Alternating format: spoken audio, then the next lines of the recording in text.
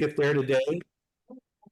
I'm John Sargent, your chair, and I really wanted to be there with you. And I've actually been in bed for a week with the flu, and I'm just not well enough to be around any of you. So, but with today's technology, here I am joining you with remote control. So we'll get our meeting started. Ronnie, looks like 6:35. I mean, Joanne, 6:35.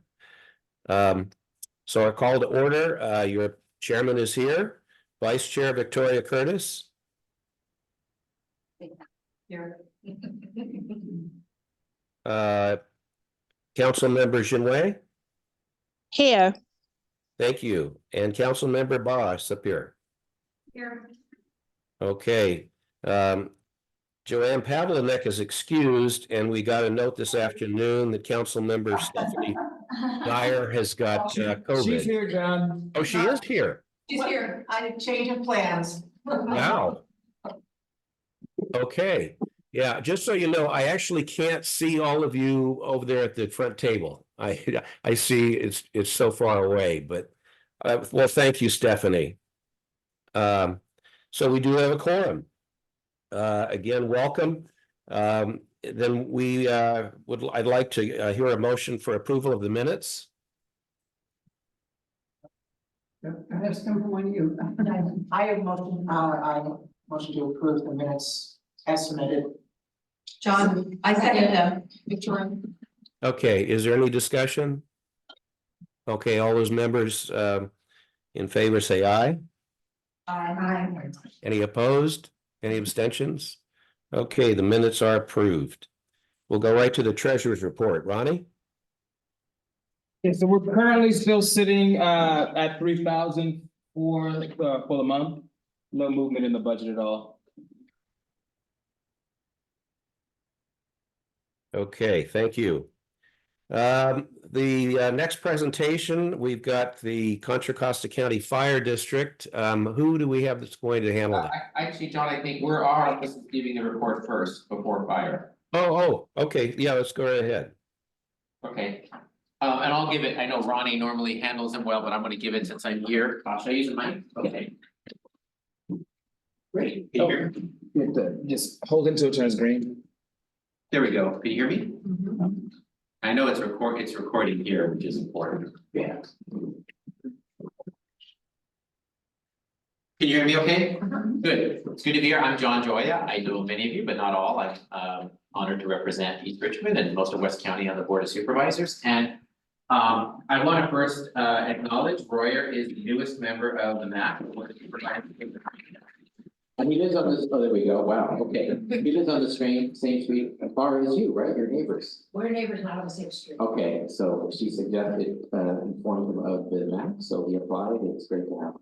So I just wanted to give a few quick updates. I know the main presentation today is hearing from the head of our planning and building department on general plan issues for this area. We'll talk about that later. So I wanted to highlight a couple of things. One is, there's been a lot of discussion over the Mira Vista Playfield, the fields, it's like a dog park below Mira Vista, you're all aware of that. There's really not any parks in this area that's used somewhat as a park, but the Board of Supervisors recently appropriated out of our new sales tax, Measure X, $1 million a year for unincorporated area parks. It's the first time we've ever done that. So we haven't decided how to split it up yet, but East Richmond will get some share.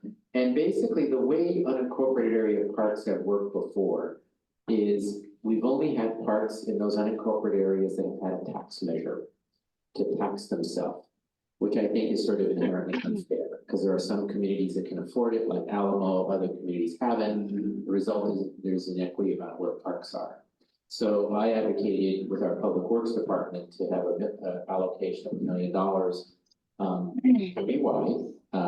We don't have a lot of parks, but we have a number. So we will see how those get allocated. And out here would be for areas like El Sobrante, Terra Hills, East Richmond Heights, North Richmond. So that could have some implications for some improvements we do potentially at our maintenance at the school field site.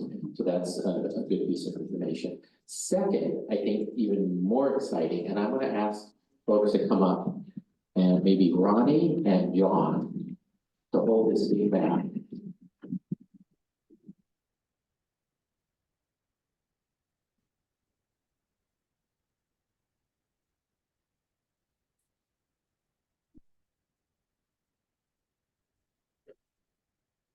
Go ahead. We'll move it around. Everybody. John, you hold on. So we did have color maps you're welcome to get. So our fire district, we're in the Contra Costa Fire District, is competing and expecting. Oh, yes, they will see too. They also have it individually. They have it. So we're trying to do it here for the people at home to watch. So thank you, John. John didn't know he was gonna be a model today. So our fire district is competing, and what we think we will get is a $1 million grant to do a fuel break up above East Richmond Heights here in this yellow area on your map. And it's been an area of concern. And given who's applied, given the possibilities, we feel pretty optimistic. So if we get this, we'll talk more about what will be done. You can see here's East Richmond Heights. And I think some of it may be on private property, some may be on public property. I don't have all of that here. Michelle may know more when she speaks under fire, but I wanted to point that out. I think that's a sort of a major deal. Yeah, you have a Where are question? those funds coming from? Those are state funds. I'm pretty sure those, I forgot what fund from the state. They're state funds on a grant competition. And the fire district has, you know, we've been trying to deal with fire issues. Our Measure X did allocate, our Measure X is our new sales tax. We allocated about $4.5 million a year into 2 pots of money to address wildfire mitigation generally around the county. This $1 million would only get used here. So we're using the $4.5 million for 2 things. Hand crews that go out to work on vegetation control, and 2, and we'll get more information about this, a program for homeowners to access funds to do vegetation control on their property if you live in the interface area. And there's a web portal for that. Michelle can mention that briefly. So those, I wanted to talk about those 2 things. Other items, you know, I'll mention because Barra's here, right? Barra is very active on animal advocacy issues, a little bit, just a little bit. The Board of Supervisors allocated some additional funding. We already fund this, but we're gonna fund it more because we wanted to be more intense about it. $250,000 more per year for 3 years to look at more mobile spay neuter services, pet retention grants. So we will work on that early next year about how that gets implemented. It's on top of what we currently do, but hopefully it'll be something that's even more effective, and we will look at that. The other new allocations that we did, this is just to update you, you know, we Measure X is a sales tax that raises about $110 million a year. One of the things we allocated out of Measure X, and it's now pretty much implemented, is a 24/7 mental health crisis response. So that when you call, you can get a behavioral health specialist 24 hours a day. Now, we're still hiring, so the response time isn't going to be as fast as we would like, but we're hiring so that, I'll look everything. We're hiring so the response time eventually should be 15 minutes. It's not that now, but it's a behavioral health. And they may come with or without law enforcement, depending on the need. If there's fear of violence and harm, they will be there with a law enforcement officer. If not, they would come on their own. The other thing we're doing is with new allocations, we're putting money toward 2 new positions to do more outreach in second language in the elections office to really look at how we encourage voter outreach participation in communities that speak second languages. We also are putting in, the new allocation put in some dollars to redact restrictive local covenants that still exist that are on the books that are not enforceable, to actually remove those. So those are the highlight of a few items that thought you'd be interested in, out of our Measure X funds. Anything else that I was gonna cover? So I know the presentation you're gonna hear tonight later is John Kopchak, who is a person in planning and building, so he's come himself to give an update. Our draft general plan is out. And you'll hear about it when it's gonna be up for approval, but the idea is to present what's in there now. It has the updated community profile, and you have it there, he's gonna present it and get some input on that. So Ronnie, if you want to, was there anything else that you wanted to mention or say? No. And I brought COVID test kits from the health department. You're free to take whichever ones you want. Our office is also has them available anytime. We thought especially before the holidays. But we're closed Friday, but through Thursday, come by, we tell people that we'll have more of them. Okay. Yeah. About the fuel break? Yeah. Fuel break, Yeah. that's right. Just So- briefly, yeah. Yeah, so it looks like the fuel break goes up to like, I don't know what that street is, but it's not coming up towards where we are. Michelle, do you have, I mean, when we finally get the grant, we will come and have a full presentation about it. I'm just letting you know, we've applied for it, we think we're gonna get it, we feel very good possibility. And then what we can do is talk more about how it gets implemented once we get it. And Michelle can add anything under her report, how's that? Sounds great. Yeah. And restrictive covenants, what? There's, there are, like, things like, no black people allowed to live here in this neighborhood kind of thing, the racism, the pretty, intentional institutional racism that existed. So they're not enforceable, but our elections office is working with another project to actually remove them. Oh, great. Yeah, our clerk recorder's office, elections is part of it, it's clerk recorder. Yeah. And just what is the parks money targeted for, or is it not targeted? So it's just targeted right now for unincorporated areas that don't have a park district. And Kensington is its own park district, so it wouldn't go there, and Bay Point has its own park district. But those areas that don't have park districts, it's essentially a general fund allocation. And we'll go back to the board on figuring out how it gets allocated. We haven't done that yet. We just basically get $1 million a year ongoing. Is it for maintenance or can it be? It could be for both. It could be for both. It could be for capital or maintenance. And that's a really good point because like in El Sobrante, we built a park, right by the library. And we built it in a way so it's really low maintenance because we don't have a maintenance fund. One of the issues is. So there's $1 million fund, Pardon? something or other for like parks. Else for unincorporated areas that don't have their own park district. But Yeah, it's for unincorporated areas that, or it can be used to maintain a park, because oftentimes, even if we get a grant to build a park, we don't have a maintenance source fund of money to maintain it, so this will allow us to maintain it. We'll have more about that once we figure out how much we'll get. I just wanted to mention, it was talk some time ago about a pocket park on Glenmar and that where we hold the arts and music festival. And I don't even know if that's privately owned or, but I just wanted to bring that up. Raise that as we're talking issue. about Yeah. arts. I think it may be good, once we figure out how much maybe East Richmond will get, is to figure out what can we use it for.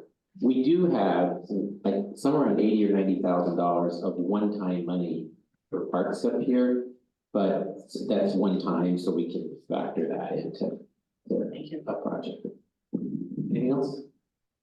Okay, I think I'll give you the mic back and we go to our next presentation. Happy holidays. All right, thank you, John. Thank you. Our next item then is presentation by Contra Costa County Fire District. Thank you to Sheriff Sergeant, Vice Chair Curtis, MAC members, and the public for attending this evening. The Wildfire Mitigation Program continues to scale upward. A total of 185 projects have been entered into the request portal. We have a total of 79 projects completed, and I continue to meet with Firewise Group's community members and city governments to identify additional projects and areas that need our focus. For tonight's meeting, I would like to acknowledge Confire's Chief Burchard and especially Supervisor Joya for your support and collaboration Supervisor Joya provided direct input on the current map you see in front of you. We would not be able to complete this or make this focus without his contribution. Please note your input on the maps, such as suggestions on how and where you would like to see the project expand or contract. Please include your contact information on the note, and I will follow up directly with you. I will work directly with Ronnie to pick up the maps in the coming days. This will allow ample time for the public to provide input. I look forward to working on this project with Supervisor Joya and updating the East Richmond Heights MAC members as this project moves forward. Thank you very much. Okay, any questions or comments from council members? Any questions or comments from anyone attending? Okay, thank you very much. We'll go on to our Sheriff's Department, Lieutenant Rodriguez. Thank you, Sheriff Sergeant. Good evening, guys. Mark Rodriguez, for those of you that I haven't met before. Currently, John, does this work if I stand over here? I don't want to have my back to you guys. Currently assigned to base station as a lieutenant. I'll make my presentation brief tonight, just because I know we have some other pressing issues, but I will touch on some of the recent crime stats. For the last 3 months, we're trending downward. For the month of November, we had 2 select crimes being, crimes such as crimes against persons, batteries, assault with deadly weapons, robberies, things of that nature, and also select property crimes such as burglaries, commercial burglary, grand theft auto, things of that sort. The 2 that we had is we did have a burglary and we had 1 vandalism. The 2 months prior, we had 5 crimes each month. Those being residential burglaries as well as thefts from vehicles. So we're trending in the right direction. One of the things that we are seeing a concern with, though, and continues to be a concern, is just some of the calls that we get with suspicious persons, and often those folks are associated with some of the crimes that we're seeing as far as property crimes go. As a whole, for the county-wide, we're seeing a new trend the past couple months, which is of concern, and that is that telecommunication lines are being targeted for the theft of the metals. And so we've been working with AT&T. Unfortunately, they're one of the primary providers that we've been working with here on the west end, and their lines are being targeted. We have made arrests in several of those cases. And we have been working with neighboring jurisdictions, specifically Richmond and San Pablo, just because we tend to have a lot of overlap. Where it is of concern is with it being a telecommunication line, depending on where it's located, it could affect residents, it could affect businesses. I know Supervisor Joy has worked with some of the business owners because they were impacted as well. But we're making headway in that. One of the challenges being that those lines, it's hard to put an identifier on it. So when we spoke with AT&T, is there any other better way to secure these, or are you guys able to mark that the metals so it helps us on the back end? And that's one of the biggest challenges for us right now. So if you guys hear about that, that is something that's going on. We are aware of it, and we're working towards resolving that issue. Other things that are going on earlier. Give me 1 second, sir. I'll come open up the floor for questions. Earlier this month, the Sheriff's Office of Emergency Services met with members of the West Contra Costa Fire Safe Council regarding the sirens and the possible update of the sirens, the emergency warning sirens in the area, as well as updating them with what's referred to as an LRAD, a long-range acoustic device. Currently, the suggestion is not to move towards the LRAD. The group that's working on that, the team that's working on that, in the last meeting stated that prior to moving to a long-range acoustic device, there's ways that we could perhaps enhance the system that's currently in place. So we're working with the community warning system supervisor and their team to try and identify those. And it's, for your guys' community, obviously would be of concern, especially when we're talking about fire breaks and the risk of, wildland fires due to your guys' location. Sheriff Sergeant also shared some concerns with me, in regards to some cars that, have been abandoned in, Kensington Avenue. I will tell you, we are aware, I spoke with our parking enforcement officer and some of our deputies that have been dealing with that similar issue. We're gonna go ahead and follow up on that in a previous matter, and I'm not for certain that the two locations are exactly the same. I do believe there is a little bit of overlap there. The cars were actually on what was considered the easement, and we followed up with the county to confirm that they are on private property. In this instance, though, it appears that the information shared with me is these vehicles are actually abandoned. So in that case, even if it's on private property, there is an abatement process. Unfortunately, that's not the sheriff's office. We've worked with our partnering agency with code enforcement, and they will be the ones to go ahead and abate those. So we will move forward with following up on that. My understanding is it's they've been there for some time, so we want to go ahead and make some headway here and try to resolve that issue for the community. Outside of that, coming up on shift change for the sheriff's office. In July, or actually in January, we're gonna be on our second rotation of having the new 7-week system. Last year, the board of supervisors supported increasing the staffing for the sheriff's office. So that was pretty significant on the west end, whereas at full staff, we had a 4-beat system. We now currently operate a 7-beat system. And the biggest takeaway for the community with that is it allows our deputies to be present in your guys' jurisdiction more frequently and longer. So certain calls for service require 2 deputies to go. So you can imagine if we had 2 on this side of the hill and 2 in the Crockett, Rodeo area, you can imagine with certain calls, there's areas that we're not being represented as much. So with 7, it makes it a lot easier for us to have saturation in the area, meaning that we can deter crime and hopefully reduce our response times as well. So that's my update for now. I will turn it over.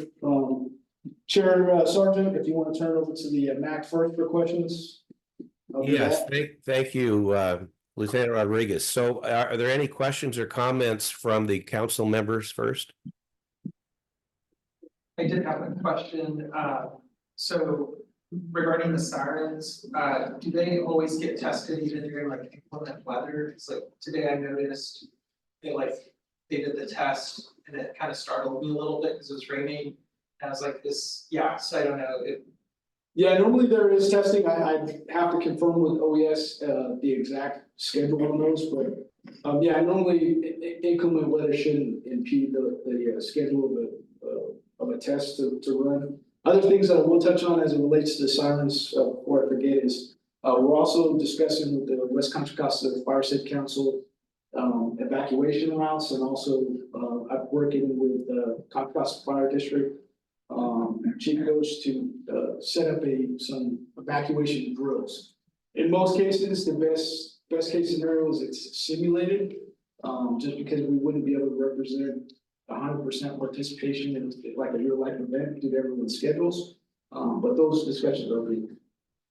And then a follow-up question regarding like the telecommunication lines. So they actually stole them from our neighborhood.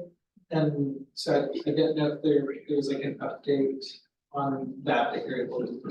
As far as whether or not they're back in service or. Yeah, like is there like plans to like do like more preventative stuff or like, Some of the current preventative measures is the vendors are actually providing security in addition to our increased patrols. So we're doing increased security patrols to try and deter it, and then the actual proprietor has been doing private security to try and deter it as well. Because one of the challenges is it's, they're in some cases as much as 300 feet of telecommunication line, and then they take it and they're burning the rubber coating off the recycled metals inside. And the turnaround time on that, as you can imagine, in some cases is anywhere from a week to 2 weeks, depending on how significant and the location. Yeah, Jinwei had a question. Hey guys, I just have a question. So, recently I observed that there was a homeless encampment around the intersection of Highway 80 and the San Pablo Dam, and sometimes they were just cooking on the dry grass. And I just wonder, things like this, it's a people should contact the fire department or something. I would just thought, or the police department. I think that could be a fire hazard for the entire community in that area. I don't know what's the best way to solve that. Yeah, absolutely. That's a very legitimate concern. Currently, there are procedures in place, both with the fire department and with the sheriff's office, as how dispatchers should be fielding those calls. So whichever one you reach out to would be appropriate. They'll write it to the correct channel. For us as the sheriff's office, we are working right now to go out and make contact. One of the challenges that we have is it's not the appropriate response in some of those cases is not always taking somebody to jail. Some of it is trying to get them housing, and I know Supervisor Joy's office is working on that. And I'll turn it over to him here in just a second, so he can add his input on that as well. But normally, it's a multifaceted approach. We work with our partner agencies, with county health, Corps, also, in some cases, we have to determine who the proprietor is. So, for instance, if it's off of the freeway or the on-ramp or off-ramps, a lot of times we're incorporating Caltrans and CHP because they have jurisdiction there. And then, code enforcement, because sometimes they have more teeth than we do. So, yeah. I think Lieutenant Supervisor, well, I just wanted to add that if it's on the right of way, Caltrans, as the lieutenant said, they come out. And in fact, Caltrans has been in West County recently clearing individuals who are living on the right of way. And they're working with our health department, our core team of our health department. And the idea, the lieutenant said, is to try to move people into the shelter or housing, not just kick them off. And I know the governor and the state recently substantially increased funding for Caltrans to do this work. And there's been a lot of, if you look on 80, there's a lot of encampments in Berkeley and Albany and even in Richmond that have been cleared. But actually, the governor's office just announced today a new round of grants, substantial amount of money for housing. And we actually did get in this announcement $16 million for our project that will be completed very soon. It's in San Pablo, right near Contra Costa College. We're actually we're converting with overall construction. It's a building they own, a vacant office building, into 54 units of permanent supportive housing. We want to build lots of those. So there's small micro units, like 300 square feet, but right by Contra Costa College, and there'll be staff with supportive services on site. It'll open mid-year, and we're pleased that the governor awarded $60 million to help with that funding. We're using federal, state, and Measure X money for it. The other thing I was going to say, and then I talked about the siren system. There's also the community warning system, right? The phone calls. So I'll say a few things about that. Right now, and Supervisor Glover and I are on the Industrial Safety Ordinance Committee of the board, and we've directed the health department, working with the sheriff's department, to look at changing the protocols of how we use that system. So right now, the community warning system, where you're called, right? You're either called on your landline or your cell phone, but you have to register your cell phone with the sheriff's department. So please do that, because the cell phones are not in the reverse 911 directory. So you are only contacted under the existing protocol if you're supposed to do something, like shelter in place. But what we've seen is if there's like a major release at the Chevron refinery, for example, you don't know what to do. You haven't gotten notice to shelter in place, which means the health department has determined you don't need a shelter in place, but you may not know that. And you see it, and it looks really bad. And we get lots of calls, and I end up putting it on social media, talking to the media. So what we're doing is working on changing the protocol so that in some cases, when it's sort of severe, but there may not be an off-site impact, like the smoke goes straight up, and which happened in a recent flaring incident, is that we would activate the system to let you know that. So it's changing the protocol somewhat, and they're still figuring it out, so that you would be contacted even if you're not required to do something, because that way you're informed. So that's something we're working on and should happen soon. Okay, anything else from council members? I just have a question, how do we register our telephone?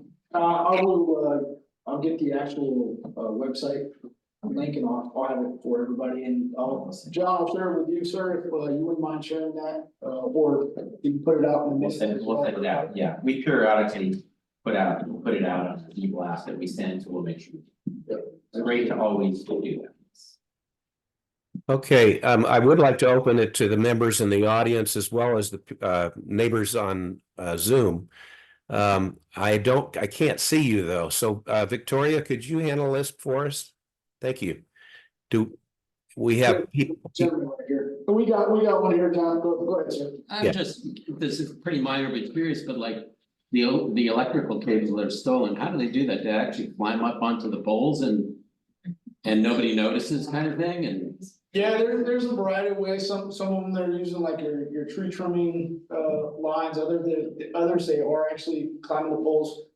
Actually coming out of months ago, coming out of the North Richmond MAC meeting, several of our deputies just on it, and there was actually 3 individuals working together to try and pull down some of the lines. So, but it's happening all over the county, not just on our end of the county. And the Lieutenant, it's cwsalerts.com. cwsalerts.com. cwsalerts.com. Thank you, sir. Ma'am. That was my question. Okay. Okay, we do have a Zoom call with a hand up. Go right ahead, please. Hi, my name is Emily. I'm sorry I wasn't there in person. I'm also a little sick. I was just inquiring about the cars on Kensington Avenue. Is there someone we can contact about the follow-up to that, or would it be discussed again in the next meeting? I can be discussed again in the next meeting. In the meantime, you can contact myself or the sheriff's office, Lieutenant Rodriguez, and you can reach me just through dispatch. They'll route you through to me and just let them know that you're calling and following up in that matter. Okay, thank you. And if we get something sooner as well, I'll provide the update to Supervisor Jordan's office as well as to Sheriff Sergeant, so he can share with you on that. Yeah, I think there's some potential for crime there, as well as just environmental, and the residents that live down there having access to emergency care. So Understood. Thank you. Okay. thank you. Thank you for bringing that up. And we actually, during our discussion items, the cars are a sidebar of the Kensington Avenue topic that we'll be getting to as we get to discussion item 1. Is there anyone else that would like to make any comments or have questions for the sheriff? I've got a question, I guess. What's going on? What's the count of people stealing catalytic converters? Because I lost 3 at that 3K a piece. Yeah, so the state is currently working on passing legislation to make it harder for people to recycle those, because it's on all fronts. So for instance, one of the challenges with a catalytic converter is if there's no serial numbers or anything like that, and I see you with a catalytic converter, even if it's cut, it's that in and of itself is not a crime. Now, if, I put my investigative hat on and I'm able to tie other things and go, well, okay, you also have a saw here with blades. You have other things that are indicia of burglary tools, then we can make an arrest that way. That's only the first part of it though. Then it's up to the district attorney's office to make a determination as to whether or not they're actually gonna file charges on that. So one of the things that makes it harder is some of the residents are, putting in devices around the catalytic converter, whether it's, bars that make it harder, it's just something else. So one of the recommendations we have is, you know, try and make your property less enticing to others, so parking in well-lit areas, have an alarm on your vehicle. If you have a way of whether it's etching onto the catalytic converter, painting it, or having some of these By saying steel cage, rebar stage. correct. It just makes it harder. With that being said, if they have time, they're still gonna do it.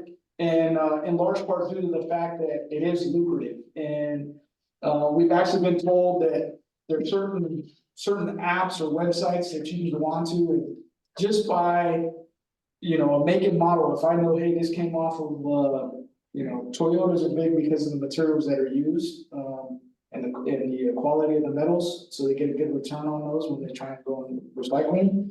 So if I know this came off of, say, a newer model Toyota, regardless of if it's a Prius, a 4Runner, or a Tacoma, any of those things, I know that I can take that and say, hey, this came off of you know, the 2020 Toyota. And then somebody's able to look in there and they go, yep, that's gonna be worth, you know, this many thousands of dollars. Whereas, hey, I have an older model vehicle that doesn't have those same materials, that might be $300. And so you just take that in and you do that. So some of the legislation that's being passed is making it harder for people to actually recycle those. That's just one part. The other is at the manufacturer side, whether or not they're gonna put serial numbers and things like that, so we can actually track it. Yeah, And then you can't get your tags because you know, it's small. And like I said, they're 3K a piece. Yeah, absolutely. I completely understand the frustration. And, you know, we're working, one of the best things too is, you know, you don't know what you don't know, so that's where you guys really help us out, is you guys see suspicious activity. One of the challenges there is it just happens so fast. You know, within a couple of minutes, they cut it off and they're out of there. Yes, sir. Just along those lines, and I did have my cat stolen here about a year ago.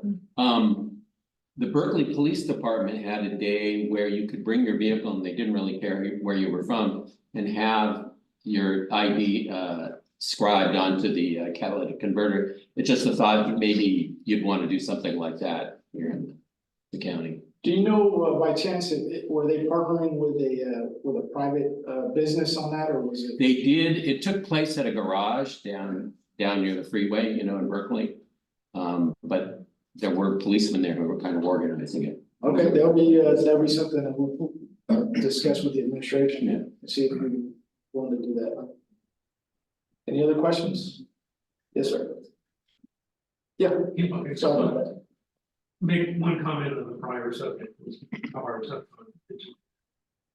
We lived there for 20 years, and this has been going on that long. And we have called every agency multiple times. So I counted 20 cars. It's, and the individual involved is an ex-felon. Okay, so all of us have been very concerned about why these cars are there. What is his motivation, okay?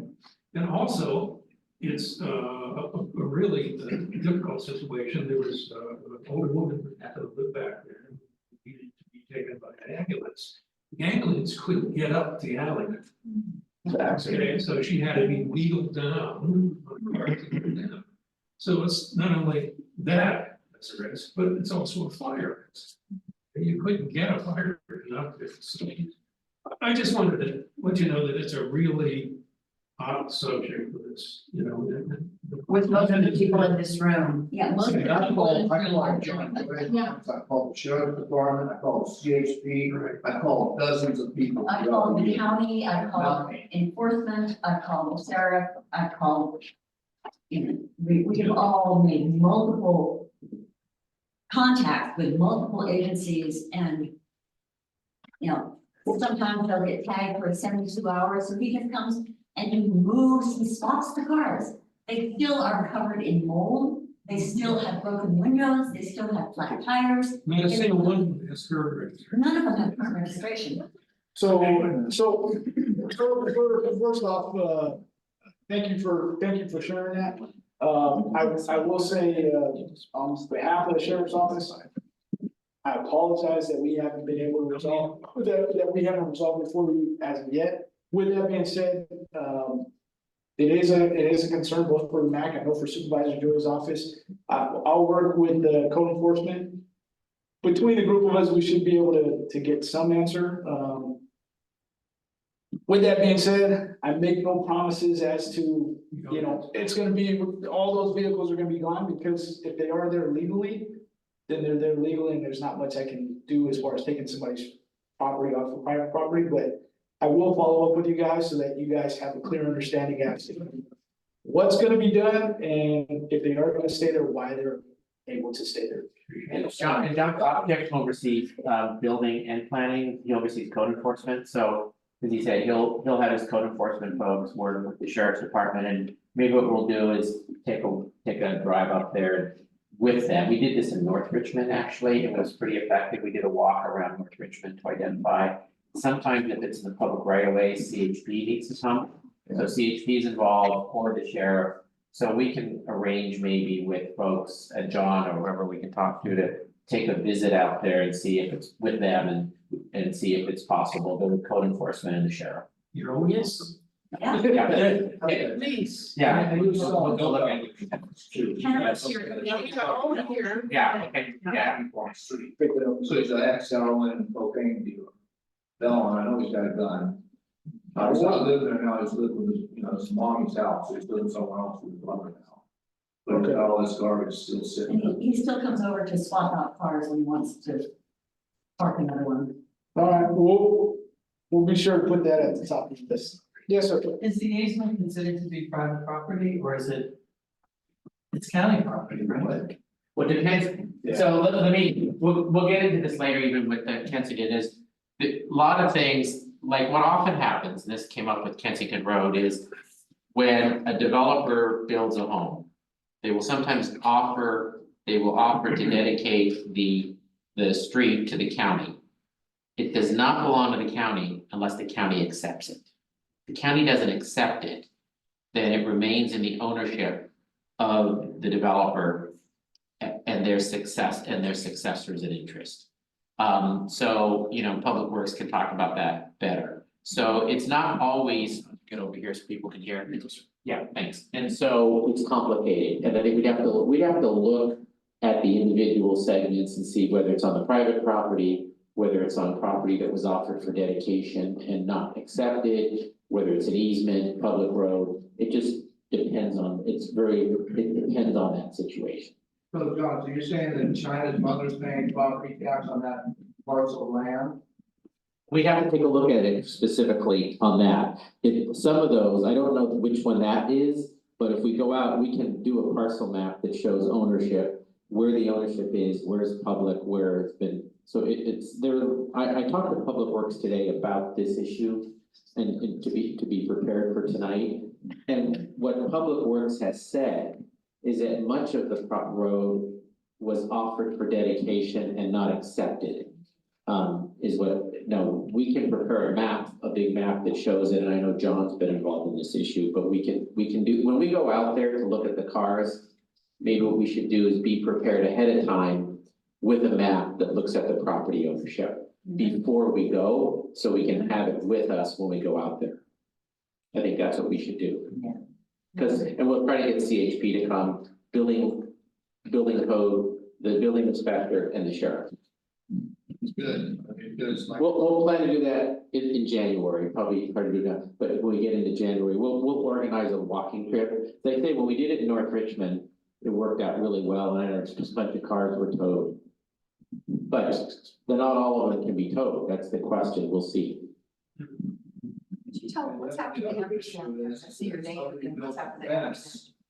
Pardon? So there's a fence across there. That's what we want on Okay. this property. Yeah. And it's sold the clocks, I don't think. Yeah, we'll talk about that on that night, yeah. It's just good. Let's move to the agenda. Yeah, I think we're good. Okay, thank you very much for all of that. I really appreciate it. I can't see again from here, everyone. Do we have a representative from Highway Patrol? No, sir. Okay. All right, then we'll go to the next presentation. It's our Department of Conservation and Development.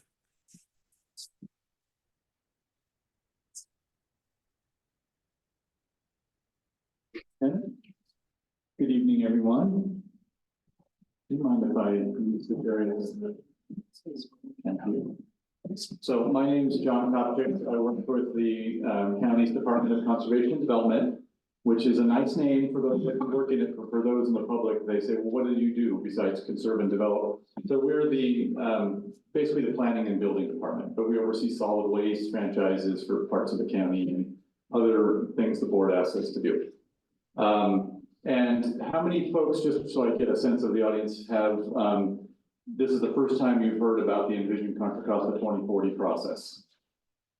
No, don't be shy. I mean, yeah, so most of you. So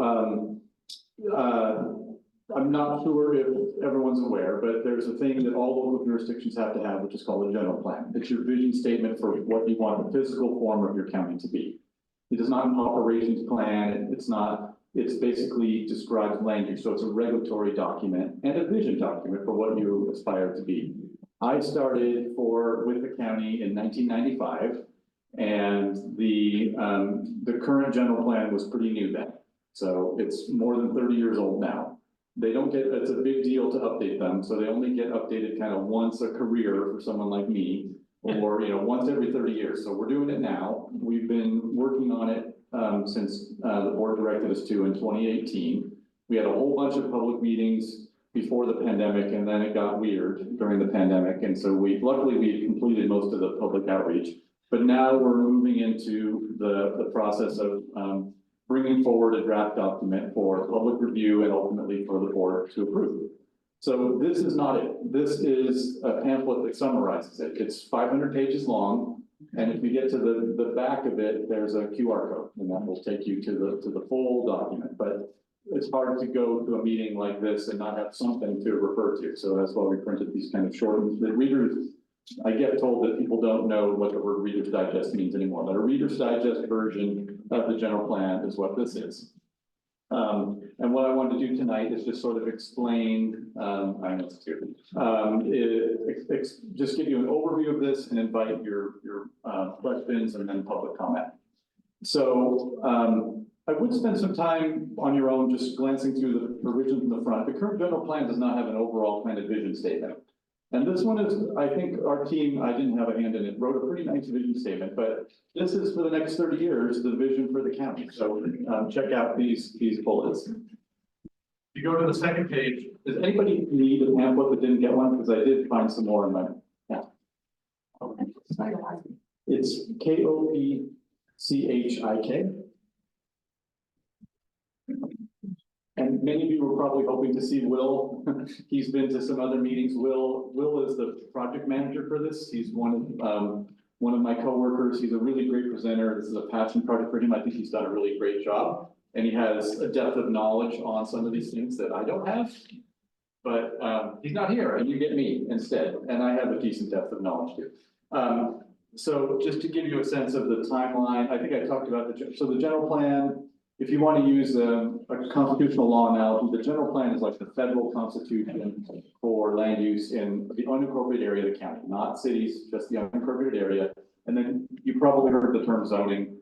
Zoning is the more detailed land use. It is subordinate to the county general plan, like the state constitution is subordinate to the federal constitution. That's sort of, so the general plan, if the general plan and zoning are in conflict, the general plan wins. So the general plan is the most important thing. It is general though, whereas the zoning will be more specific and say, oh, the height limit in your zoning district is X and you can only have 5 chickens and you know, that kind of details in the zoning, but the general plan is the vision. We start as the timeline is provided there on the upper right, and we're nearing the approval process. 2014 is approval years. We hope. One of the main new things for this general plan are these icons at the bottom, not the icons themselves, but the board directed us to really weave throughout our whole general plan these 4 new themes of environmental justice, community health, economic development, and sustainability. The prior general plan, the one that was there when I started, was all about growth control. It was all about that had been an era of the county and the cities all growing outward. What now planners would call stall development. So we had an era of that. And the general plan in 1990 was all about reining that in because it was leading to air pollution. It was leading to massive traffic, huge commutes, and the vision was we need to curtail that. That was when the county's urban limit line came into effect. What this general plan is maintains those things. I think we've done, you know, as a whole, the development that's happening is happening inward, which is much more efficient for resources. There's not as, what development you're seeing out in green hill sites and things were probably approved 20 years ago, because there's not much of that happening. Some cities it is, but that's really more a thing of the past. But we're trying to look at, we now have a lot more mature communities that have been around for a while, but they have problems. They have communities that are located right next to refineries, and they have huge health disparities because they breathe air that's not healthy. And this general plan is trying to come up with the strategies to say, let's stop tolerating that, and let's look for a vision that tries to have more equity, and so that more well-off communities not near pollution and communities that are currently near pollution have basically equitable access to clean air, jobs, economic opportunity. If you flip the page to the one that has the picture of the young lady near a community garden, this gives you land use. General Plan 101 is general plans have to have these chapters, and they're called elements. And so if you, worth a read, if you go to the general plan and glance through it, you will find these chapters: stronger communities, land use, transportation, conservation, and open space, public facilities, health and safety, growth management. Each one is anywhere from 10 to like 150 pages, and they have lots of detail. And in addition, what's new in this general plan is that each unincorporated community of any size, I would say, has now what we call a community profile. And so East Richmond Heights has a community profile. The old general plan did not have that. It's a place that kind of has a vision statement for East Richmond Heights. It has very specific policies for East Richmond Heights. The last few municipal advisory council meetings I've been to were not as well attended as yours. So I didn't bring enough copies for the total number of people here, but I'll leave the copies that I have of the community profile on that table before I go, so anybody who wants it. But again, you can get it with the QR code as well. But it has, and we think we were careful responding to we received comments from homeowners association, East Richmond Heights, and things like the middle school that's closed. Like there's a provision in there about working with the school district to figure out, you know, sort of a mixed use development project to go there. And so we have aspirational language in the community profile about that we think is responsive to what the feedback we had during the listening phase, but let us know. It also has provisions in there about the other elementary school, what's it called, that has the Mira Vista, that has the kind of open lands around it that people use, that provides that if that school were ever to close down, that we reserve the open portion as a park. You know, in the general plan right now, it's all designated for public, semi-public because it's part of the school. So we think we've heard the community, but really this is your document. So please check out the community profile. Again, I'll leave copies of that, and you can let us know how you did. John, can you explain a little bit the land use designation for the old Adams site? I think that's what, I'll ask a couple of questions, but please so that you can answer. Yeah, it's I'm gonna check, but I think we put a mixed use low density. Yeah, mixed use low, which is 10 to 30 dwelling units an acre. Yeah, so we're trying to be much, mixed use is what we think most communities want. They want more things together. They don't want the stores all in one area and the houses in another area. We want things more combined. So mixed use would allow housing and commercial development, but also recreational, up to the limits that the supervisor just described. And this, we've been already consulting with the school district, just to kind of frame that, but I think what the community profile calls for is that the school district, we would assist the school district with a community-driven process to kind of come up with a development proposal for that site. So the general plan just provides kind of a vision, but then the reality would come from the property owner. Laura, could you tell us what the current land use breaker is for East Richmond Heights or this area? You said the new one is gonna be 10 to 30. No, just for the Adams site. Just for the Adams. Not for, no, it doesn't really change, John, may have explained, it doesn't change the general plan for most of the East Richmond, it's for the. If you look at this map, you can see the orange, most of East Richmond is shown as residential medium density. So it's amazing, like. Yeah, look at that, and then there's also this, so most of East Richmond Heights is listed as residential. That's medium density? That's right. 7 to 17 dwelling units an acre, but obviously it's built out. So I mean, there's really very few vacant lots and there's single family homes. And the zoning is different. Zoning, so the next step of the envision process is we have a 1949 zoning code that we have never updated and not comprehensively. And so we plan to then update it to better integrate with the new general plan. But I think the thing that I hear most about is what will happen at the ag site. And if the school district were to come in and see, is it gonna rebuild a school there? Is it gonna build housing? The general plan, current, in the draft general plan, at least it's out, shows residential medium density 7 to 17, I'm sorry, mixed use low, which is 10 to 30 dwelling units an acre. The other thing I wanted to point out, if you look at the community profile, one of the things we heard a lot about is protection of views. And so there are some new policies, right, for this area on view protection. The only unincorporated area in the county that has a very specific policy on view protection is Kensington. And we developed an ordinance there that impacts how you do your development. Like if you're most likely in Kensington as here is when you add on to your home. So what's happened in Kensington over the last 15, 20 years under this ordinance we developed is that if someone comes in to add on to their home and go up, they have to sort of do it in a way that minimizes the impact on somebody else's view or light and air. Because, right, you're on a slope, it's much more slope than East Richmond, but you do have slope. So if you live behind a house that's gonna go up, they have to do it in a way to minimize impacts on your view. So I've heard from residents about the interest of doing a similar ordinance here in East Richmond. So the policies, right, John, here that are being put in the general plan will allow us to look at doing a similar ordinance once the general plan is passed. We can take that issue up with the MAC later, but the policy will be in the general plan to protect views as much as possible in order to consider a future ordinance. So I wanted to point that out. That's a major thing. Will they also do in here. Will they also do a tree ordinance? I doubt we're gonna get to do it. I mean, the only part of the county unincorporated area that has a tree ordinance is Kensington. It's sort of a mess. It's hard. We're actually amending that ordinance to create a process. In Kensington, the ordinance would sort of give someone the right to the view when they moved in.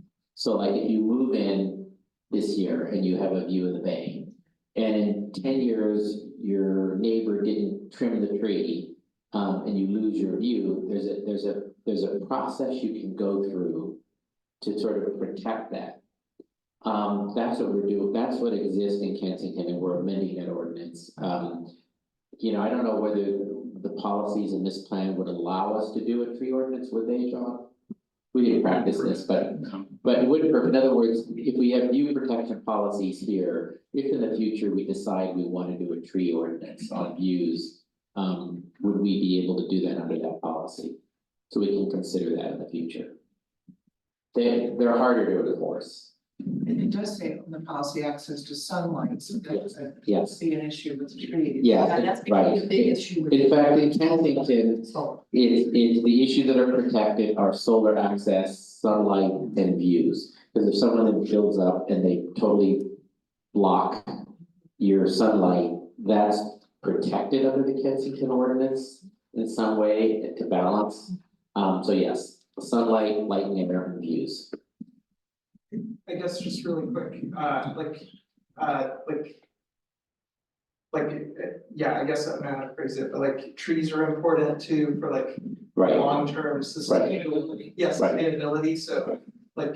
Trees are. Gonna be, yeah, like protections also for like, not just chopping Right. things down, just. There is yeah, so trees are handled differently in Kensington than development on the view issue. But then there is a tree ordinance that's being, but the county has a tree ordinance about protecting certain types of trees, and John can talk about that.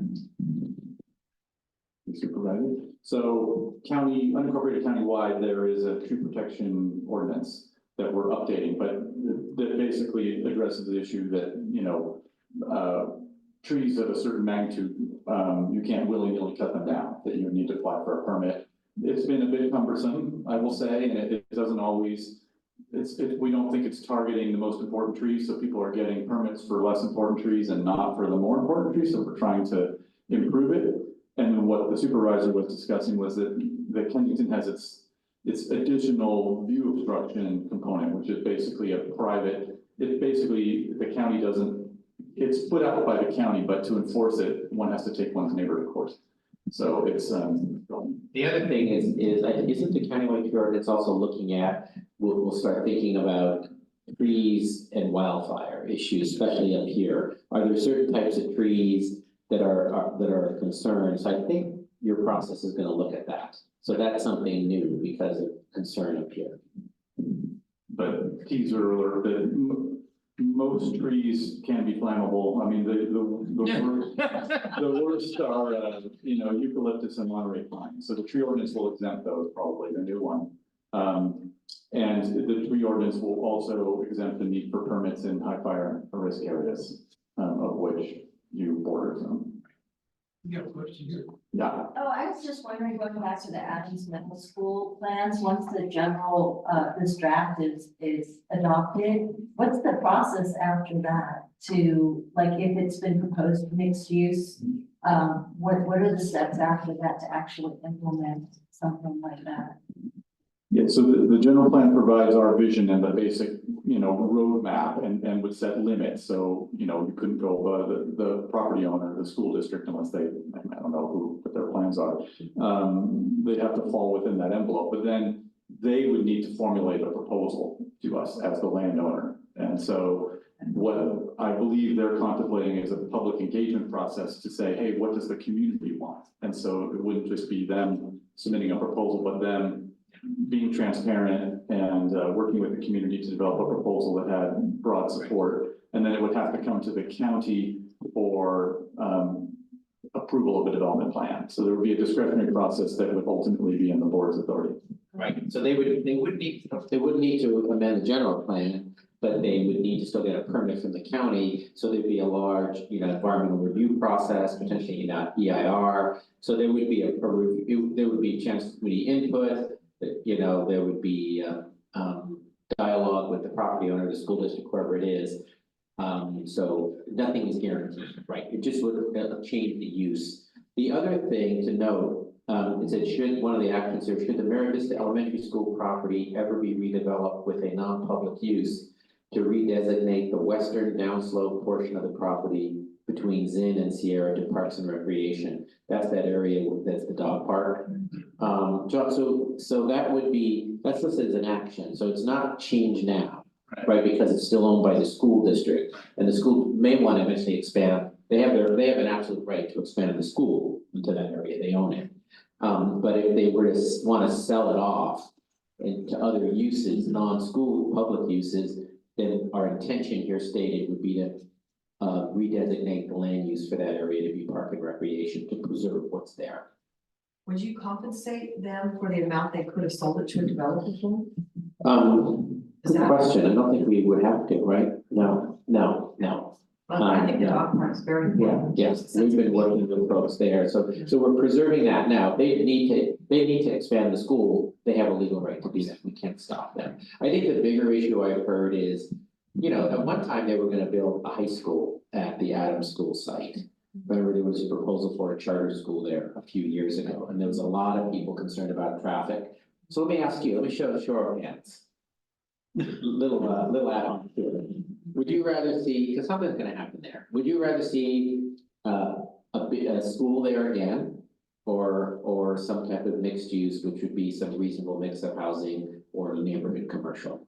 So let me say, how many of you would rather see a school there? How many of you would rather see some mix of residential and local commercial? And those of you that didn't raise your hand, just wanted to, a park, okay? Right, I mean, so they have a right to do something with it, they're looking for money to sell sites, so I think what's probably off sometime in the future, who knows when, will be some type of development. Pardon? The solar farm, David, movie theater. Solar farms, yeah, I mean, we have a whole policy in this, wanna talk about that? Well, Okay, yeah. I always thought they closed it because they didn't want a bunch of kids on the, fault line, you know? I know Portland, I went to Portland, Portland was closed because of that. Portland was knocked down. Adams had some of that, I don't know the specifics as much on that. But they were gonna have a charter school there, which may be subject to different rules. But I think, I don't wanna predict the future, but I think what's likelier is that we may see some type of proposal for development, which brings them money. Yeah.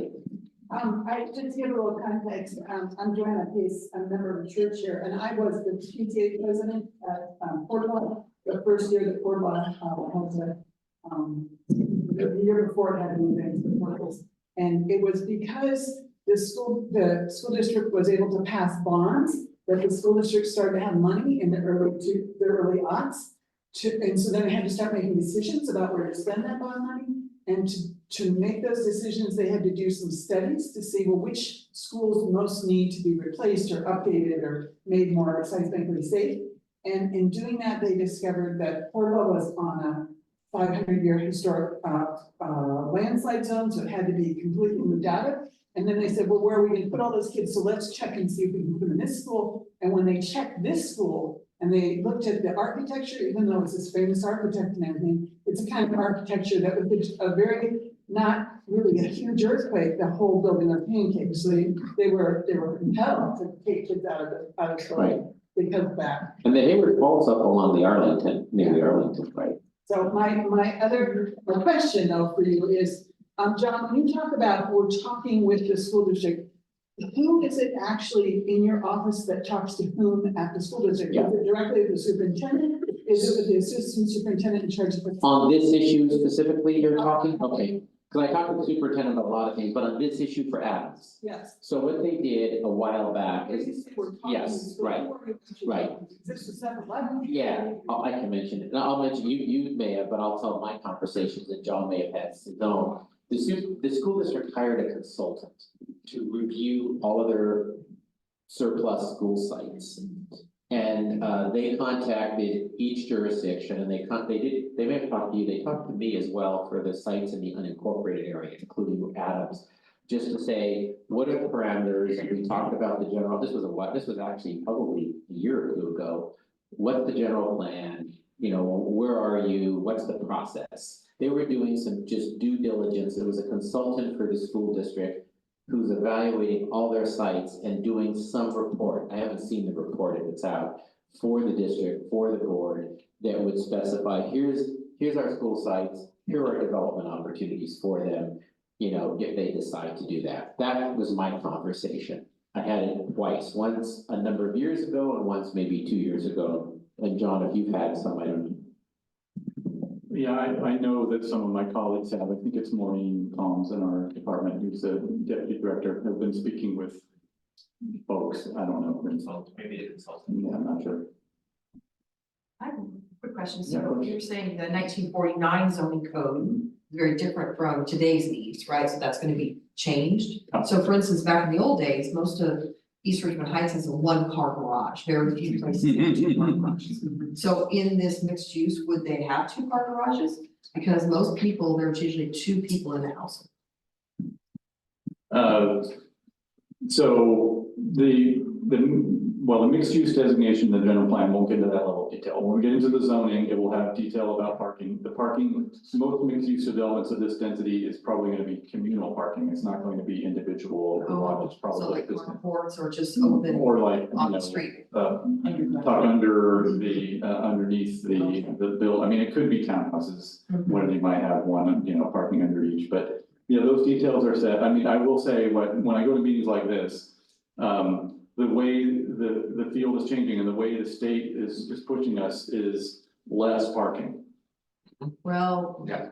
And a perfect example is El Cerrito. El Cerrito has probably some of the least strict, the lowest parking requirements. And that's why you see a lot of mixed use along San Pablo Avenue, because on a transit line. So I think you are seeing policies of the state, the policies of the state and jurisdictions going toward reducing vehicle miles traveled. That's the new standard, reducing greenhouse gas emissions and moving away from strict parking, from stringent parking standards. If you look, we don't have a very high box score in the hills. Yes.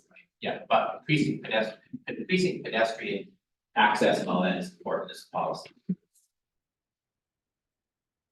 you mind if I just finish the booklet? Good question. No, and I, people are much more interested in local, but this is a big picture too. If you're just thumbing through, I mean, I would say that environmental justice is a key issue. And East Richmond Heights is not listed as an impacted communities, but a lot of our policies are tailored toward impacted communities, lifting them up.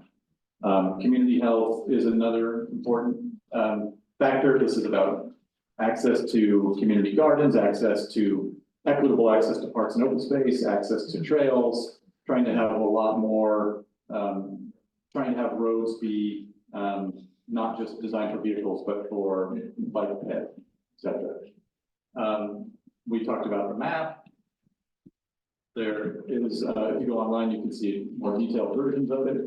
Economic development, one challenge for Contra Costa County historically has been that we have been viewed and have been the kind of bedroom community for the rest of the area. So we have 0.9 jobs for every home, whereas you really want 1.4 jobs for every home. That means that every day people are leaving Contra Costa County to go work in other counties, traveling, no less time with their family, gridlock on the freeways, clogging up our GHG emissions. So we really want people to live and work closer together. And so we've been, as a whole county, we've churned out maybe not enough housing, but a lot more housing than jobs. And so we want jobs to catch up. Sustainability, one of the key things I mentioned earlier is maintaining our urban limit line. There is a separate document, I haven't uttered its name yet, so my colleagues would be very disappointed in me for not mentioning, because there's another 500-page book you can read called the Climate Action Plan. And so that's the one here, and that's a very ambitious document for the county, and it's trying to have the county meet the state's goals to reduce our GHG emissions drastically by 2045. And there's discussion on the book about how to do that. And then finally, the process from here is we issued the draft documents in October, the Climate Action Plan and the draft general plan. We are about, it says December, but we aren't going to do it. We're trying to issue the environmental document that goes with both of those. It's called an Environmental Impact Report, or EIR. That will have its own 60-day comment period. We're not going to release it in December. It's not quite done. It's going to be released in January. And so what we're going to do is have all the comment periods line up. So if you were to go on our website right now and say, please comment on the general plan by January 31, so you've got time, probably you're gonna have a little more time, just as a preview. After the public comment period, we'll be having workshops in front of, there's a group called the Planning Commission, which is an advisory body to the board. So we'll do workshops with them and the board to process all of the feedback we've received from all the municipal advisory councils, all the individual comments, get direction on how they want us to finalize the general plan so we can bring it back for consideration in late summer.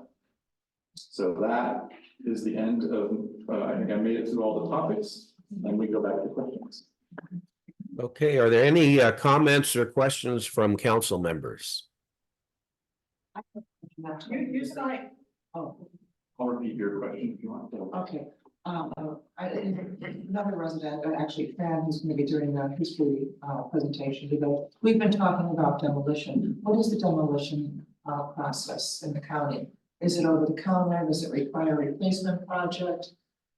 So the question is about demolition permits, and demolition permits generally are ministerial. Which means, so there's two types of permits and there's a million types of permits, but there's two broad categories of permits, discretionary and ministerial. So discretionary permits are one where the entity that's issuing the permit, in this case, the county, has to make a subjective decision. Is this good for the public or is this bad for the public? So what happens at the closed school, that's going to be, a discretionary decision by the board someday. Like, is this the right?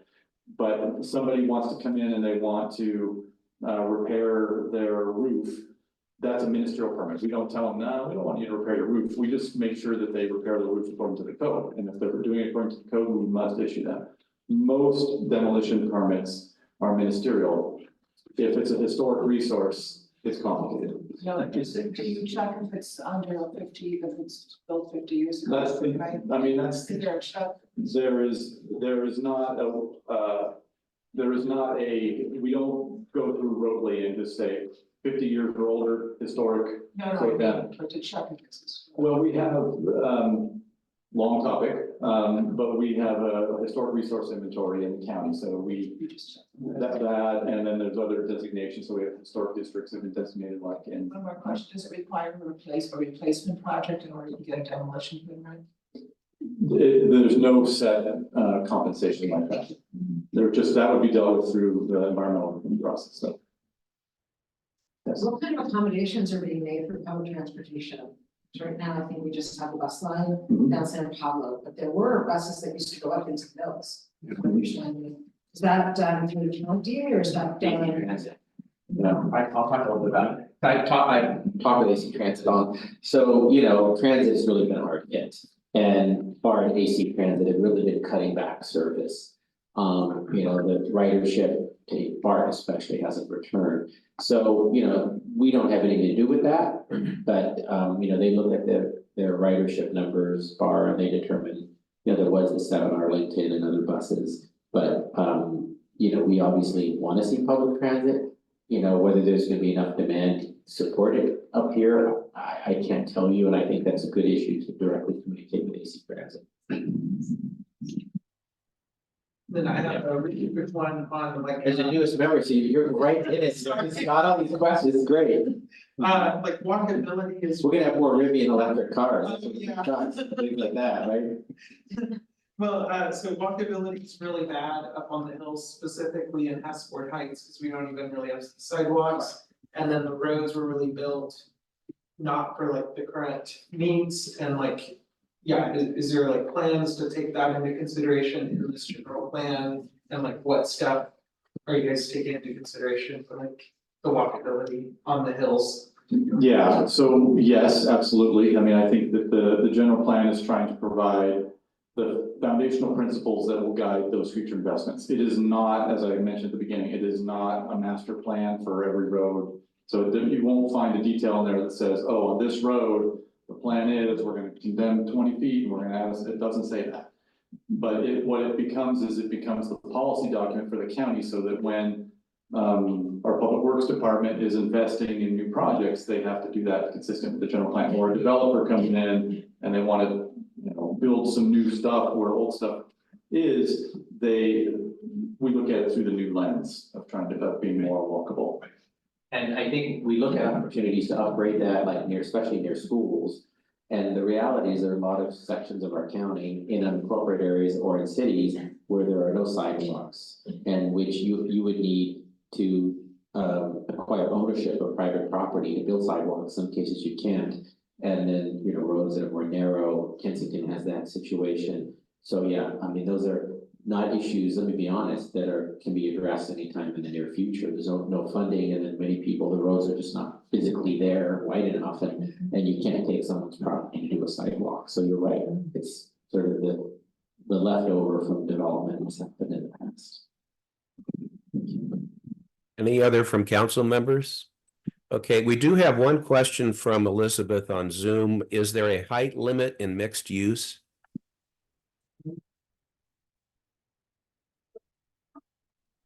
No, there's not. It would be set through the zoning.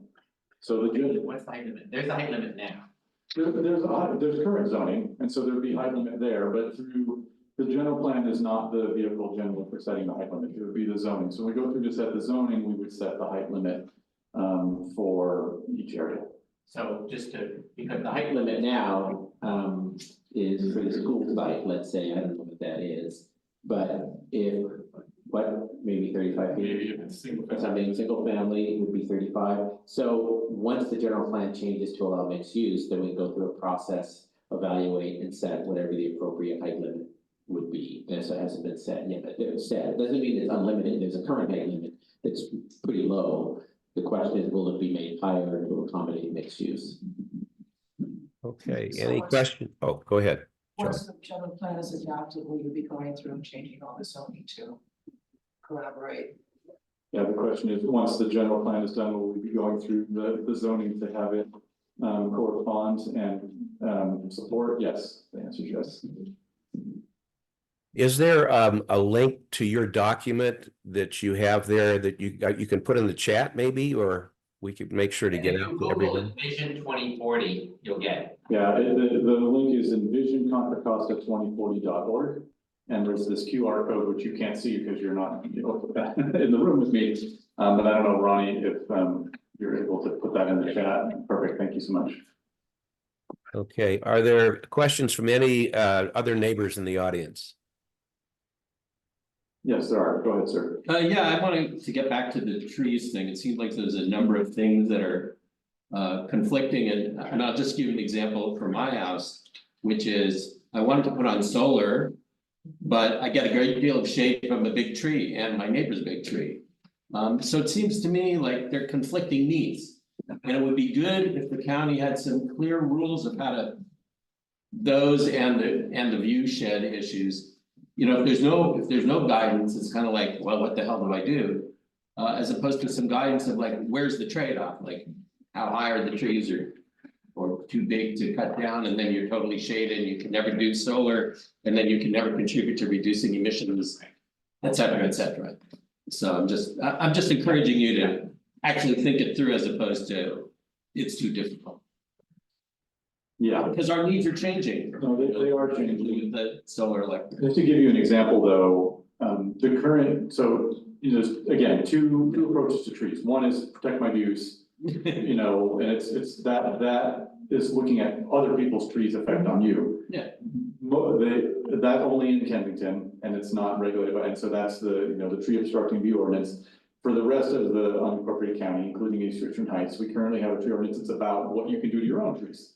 So if you want to go out and buy solar and install it and the trees were blocking the view, then you would be interested in cutting them down. And if they were a certain size, then you could do it without a permit. Under our current ordinance. What if it's my neighbor's tree that's blocking? Yeah, you don't get to cut down your neighbor's tree.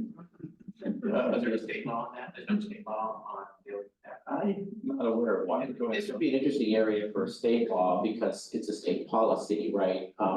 Right, is it, I don't know, is there an ordinance somewhere locally that says a neighbor has to trim their tree to accommodate a neighbor's solar? I'm unaware. Yeah. This would be a good subject for state law, frankly, because of the policies of California moving toward more solar. Yeah.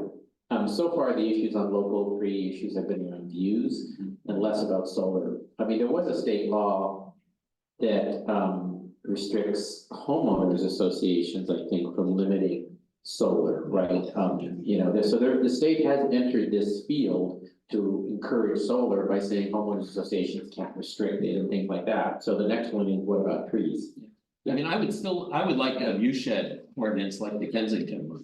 But I think once the general plan is approved, we can have a discussion over, do we look at some type of ordinance to address the views? Because at least in my district, these are the two unincorporated areas where views is an issue, East Richmond and Kensington. My suggestion would be, if we decided to do this in East Richmond, we would adopt the Kensington ordinance. We spent a lot of time on that. I think it's really good. It's been effective. And we would have a discussion about that. And the planners only have to work with one ordinance and not two. Yeah. So it's just slightly different about trees, but you mentioned the Monterey pine trees. There are actually a lot of them in this neighborhood. My understanding is they were planted in the 1960s by the state for erosion control. They're good at sort of protecting the hillsides. they're all dying right now. They live for about 60 or 70 years. Is there any support for homeowners to help them with removing these trees and replacing them with things that will also protect the hillsides? John, I'm Yeah, prepared great to take that question. question. Yeah, I had a feeling Michelle was gonna say something about it with our Wildland fire, Michelle, go ahead, Michelle's Thank with you. on fire. Thank you very much. So the wildfire mitigation program, currently supported by Measure X dollars, supports the removal of dead trees. I've placed the link into the chat on how to access the request portal, and the reviewers within Confire will evaluate your project. Again, the homeowner, the property owner, needs to enter that request. If it's a complaint about a neighboring parcel, that needs to be handled through code enforcement. But if you, the owner, have a dead tree on your property that is a risk to life and property structures, you may enter your request into our request portal, and that project will be evaluated. And for John as chair, John, maybe we should set an agenda item on a future MAC meeting to get a presentation from Confire about the whole wildfire mitigation program and really help push information out about how the community, how the residents can access those funds. How about that? Yeah, Supervisor Joya, I have made the presentation, but I'm happy to make that presentation again for those who missed it. And my contact information is also located in the chat, and I look forward to talking about individual projects as needed. Great. For those of us not on chat, where do we get that information?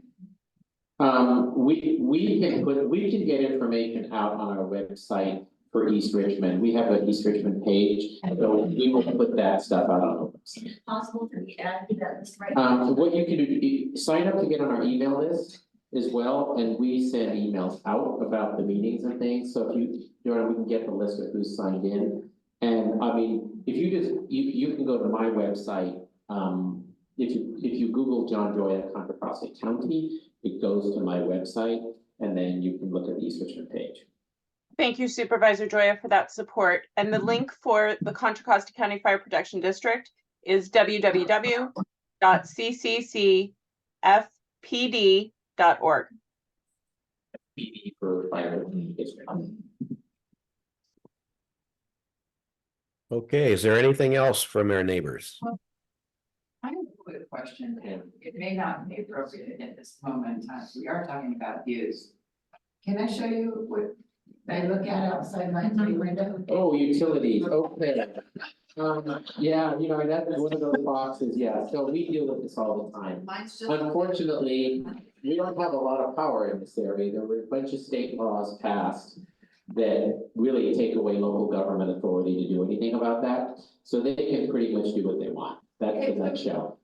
So here's the thing, there's a pole down the street that has plenty of room. It's not in front of somebody's window. Well, I can tell you that we work with the utility companies, with the communications and PG&E and the cell companies. When they come in on an application to improve cell service and put these things, we try to work with them as much as possible. And that's when we have the greatest leverage, but even then we don't have real authority. So it's really the state has taken away our authority. So the best we can do is try to reach out and work with them. They don't do what they don't want to do.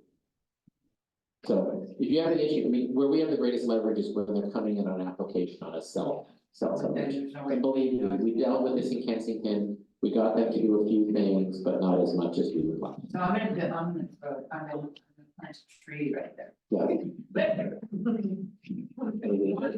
Just hire. Okay. Steal the cables. Yeah, right. Yeah. Okay. Is that all? Okay, thank you both very much for that. And we look forward to, following that in the future.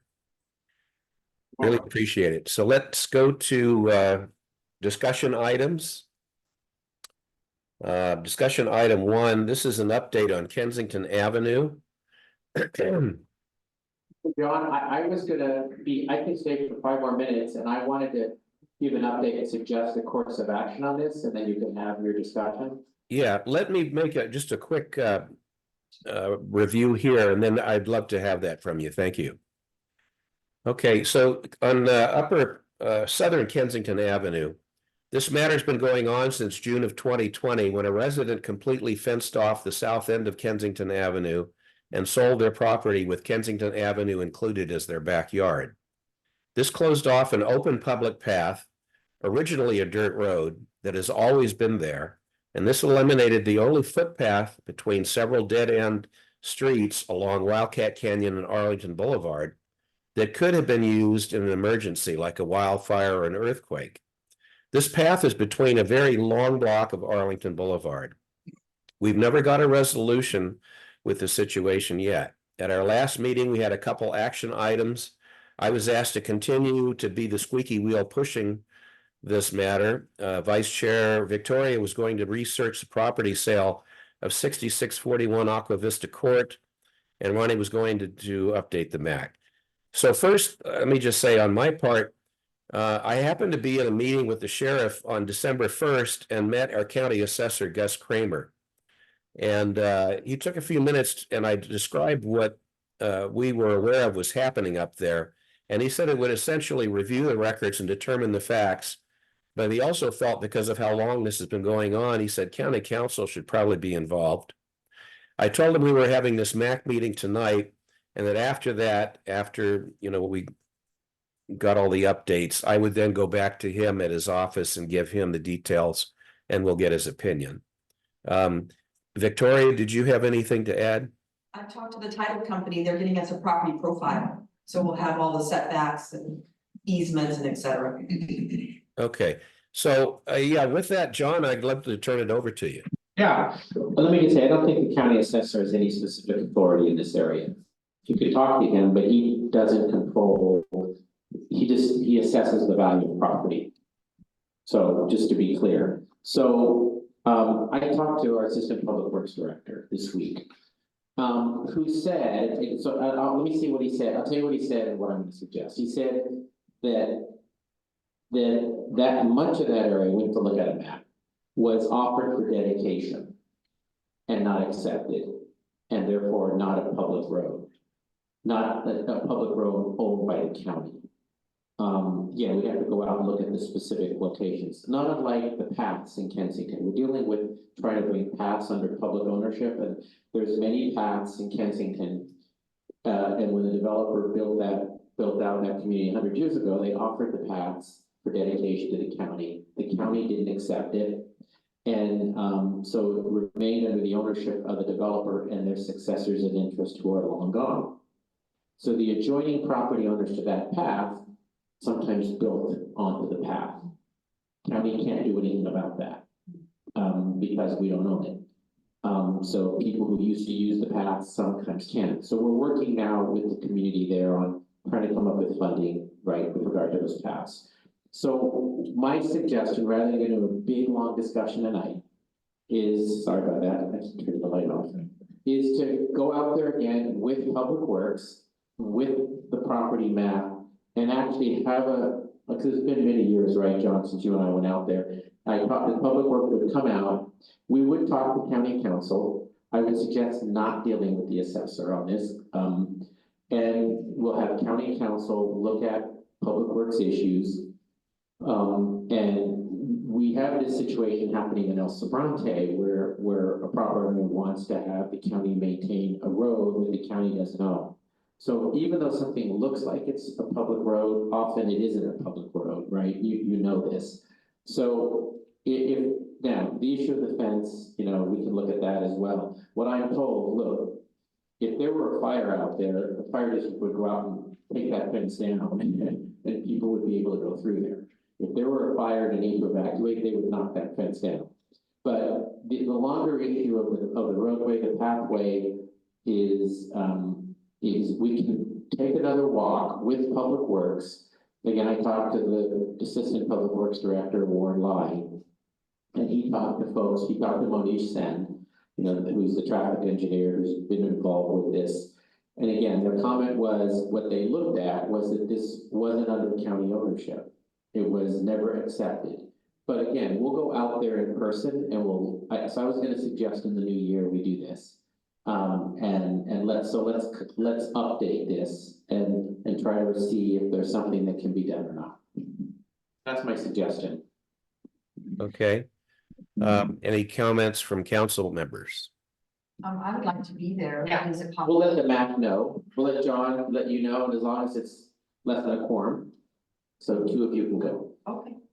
I would like to be there too, if that's possible. This is Jinwei. We can only do you have 5 of you on with 2 alternates, right? So we'd have to do less than 3, because if we do 3, we have to notice it as a meeting of the MAC and then take public it's like it changes the requirement to do that. I don't have to be there. I'll just supply the plat map and the. You figure out which 2 members you want to have go. I'll leave it to the MAC to figure that out. You can, whoever you want to go. If I could just say, Jinwei, I'd respectfully like to have Victoria go because she lives right around the corner. I mean. Oh, okay, no problem. I think the 2 of us would make the most sense, and Yeah, we'll do that, and we'll try to have a plot map and all of that, and then it's separate than the car issue. The car issue will have, we can all try to do it the same day, maybe, I don't know, maybe we can do the car. Very closely related. Yeah, we can do maybe we get the sheriff and CHP and John's building department and public works, and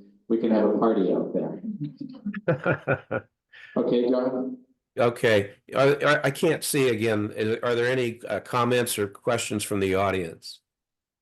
Yeah, there's a question. So I really appreciate the idea of coming out there with different departments. Yeah. Look at the fence issue, look at the car issue, preferably at the same time. Yeah. I would really like to see the neighborhood involved in that as well. We're actually here with like 10 representatives of the neighborhood. And then you've signed up so we can keep you informed.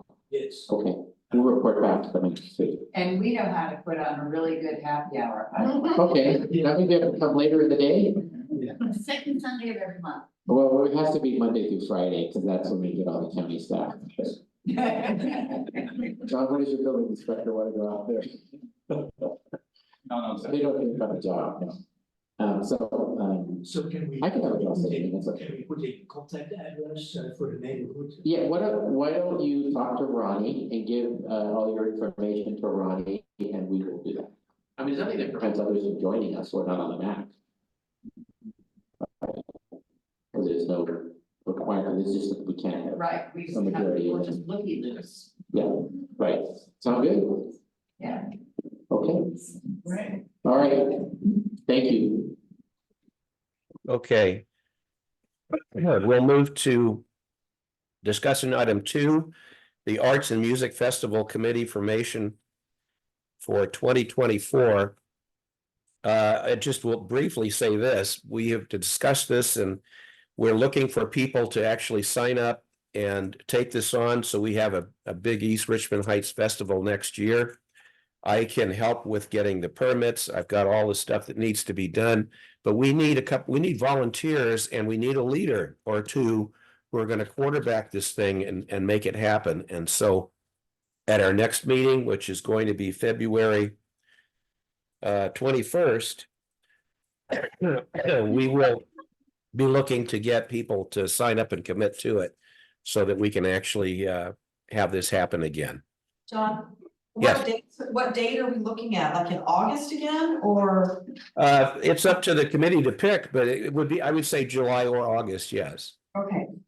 We want to pick a time that doesn't conflict with anything. Right. Any comments? Yes.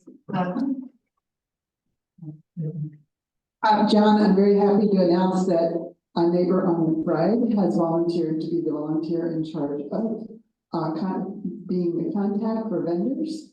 And then we have a list of people who've expressed interest in helping to organize that, but we need somebody who would contact all those people to come to the February meeting. So if there's anybody in this room or online who would like to just send an email to these 12 people whose names we have and invite them to come to the February meeting, that would be very helpful.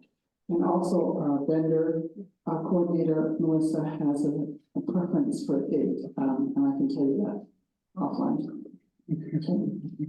Okay, thank you, Joanna. That's great. And I have a couple neighbors who, do participate and take part in it that so we're just going to round everybody up. We need to be right there on February 21st, and we'll get this thing organized.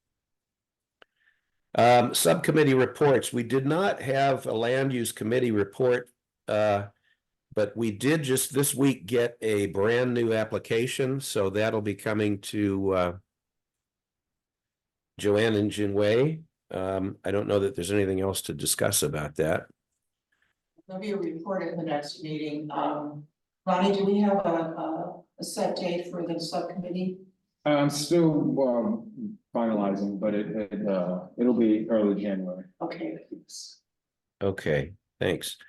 And I'm disappointed to say our historical presentation, which we all love so much, Fran got sick today. And so we put off his presentation to our February meeting.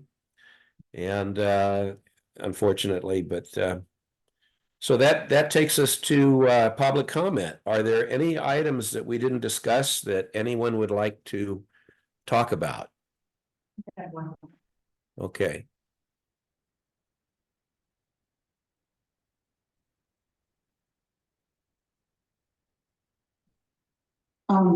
First of all, my name is Joanna Pace, and I would like to thank the MAC board for agreeing to spend money to continue to take the minutes. So I will need a substitute. So if anybody ever wants to be my substitute, it's a little $100 side hustle. So, and then I would like to suggest that the MAC spends some of its budget on signage. A banner out front with glow-in-the-dark directional signs will help people get to winter meetings. Or I suppose we could just always talk about Adams every time. We had a great turnout tonight, so even though it's dark in winter, but I think some signs that can be easily seen in the dark would be helpful. I also think it would be helpful to have those labels that go on the desk that have your names so that when new people come to meetings, they know who you are and how to refer to you. And I'm happy to work with anybody on the MAC who wants to make these things happen. I just also want to celebrate the fact that now online we have minutes for their last two meetings. And we have been frustrated in past meetings when we discuss topics repeatedly, but we haven't had good records of them. So that's why it's such a great thing that we're spending money on minutes. Effective notes help us track our discussions and decisions. Please let me know if there are ways that the minutes can be more helpful to you. And here are two ways that I think they could be more helpful. Always stick to the agenda item. It's hard to take notes on a decision that's being talked about when it's not what I'm taking notes on. And so wait until the topic is on the agenda, start talking about it. And when you have an action item, of which there are very few this evening, but when you have an action item, always be sure that you state who is going to do what. That makes it much easier to follow up on. And finally, I know I'm kind of going over time, but I want to say that if anybody goes to opendoorumc.org and looks under the tab that says community resources, you will see all 15 of the neighborhood newsletters that the church is written during the pandemic. And there you can track all these discussions. Like the fire lady, Michelle's report, there's a summary and it tells people what to do to get into the portal. So if they just go to the last issue, to the previous issue of the newsletter, they can find all the information too.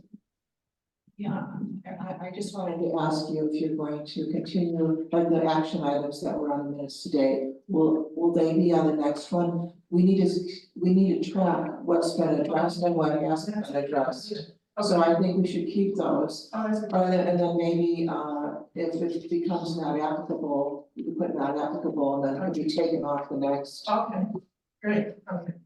Right. So I will consult with John and with you all as I make the minutes and record in the minutes which of the action items from the previous minutes got done. Okay, thanks.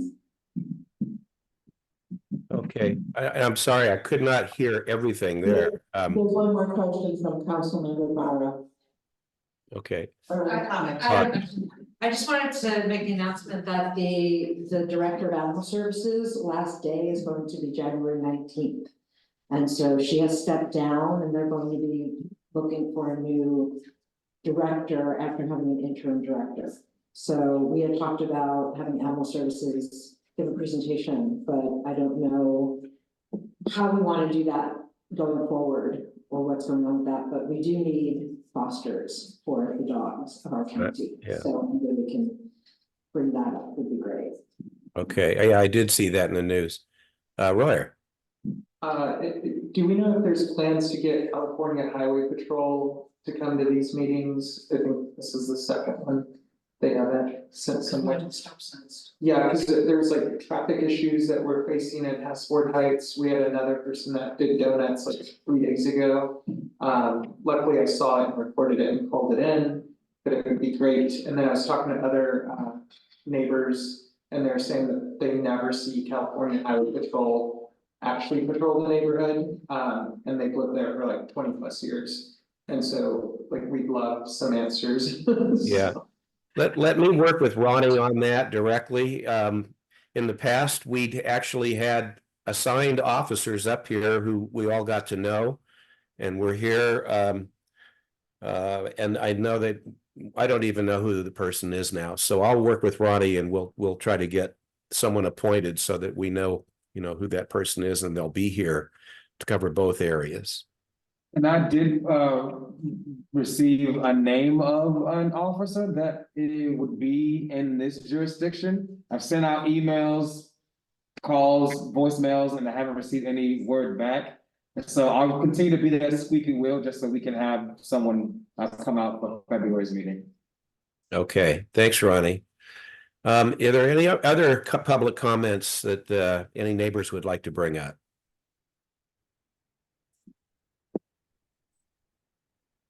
Well, I'd like to thank you all for doing this work. I've been at my home all these years. I just thank you that you exist. Well, I've been mentioning your name for many, many years. Oh, thank you. You have somebody's been here for a long time. Anyway, thank you. Okay, anyone else? Okay, seeing nothing then, I'd like a motion to adjourn the meeting. In a second? All those in favor say aye. Aye. Aye. All right. Thank you all. I will be with you next time. Sorry I couldn't be there this time. And Roya, welcome.